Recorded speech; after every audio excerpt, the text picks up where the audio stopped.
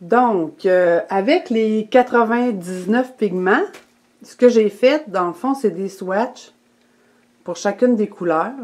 Puis j'ai inscrit le nom pour chaque pigment sur les swatchs. J'ai fait, dans le fond, un carton avec toutes les couleurs terre. J'ai fait un carton, excusez pour la lumière, j'ai fait un carton avec les couleurs organiques. Fait qu'on sent ici que ce sont des pigments qui sont plus transparents. J'ai une zone de noir en bas. Ensuite, ici, ça va être les pigments minéraux. Fait que le cadmium est en haut. L'outre-mer dans le milieu.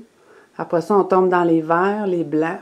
Puis à la fin, c'est toutes les PG23 qui sont les verts terre naturelle.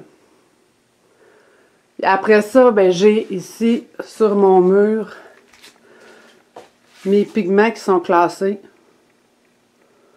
par couleur et puis par code aussi.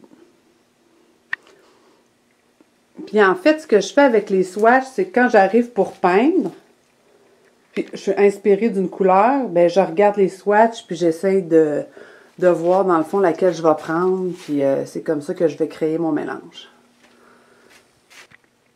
Alors pour vous montrer comment j'utilise les swatchs aussi, c'est que là j'essaie de retrouver ce vert-là.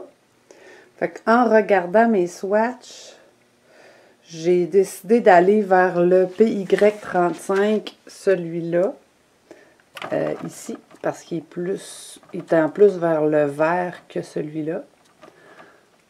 J'ai hésité entre lui et puis le PY3, sauf que le PY3, la couleur est moins vive, puis aussi il est un petit peu plus transparent. Fait que j'ai pris lui. Puis après ça, ici, au niveau du phthalo, j'hésitais entre le phthalo à la chaux, parce qu'il est un petit peu plus opaque, et puis le phthalo pas de chaux. Puis finalement, j'ai pris le phthalo qui n'a pas de chaux, parce que dans le fond, le blanc, je vais aller plus le chercher, l'opacité, je vais aller la chercher uniquement avec le cadmium. Et puis, ben c'est ça. Fait que quand on regarde comme ça, on voit que le mélange, vraiment, c'est quelque chose qui va se rapprocher du résultat final.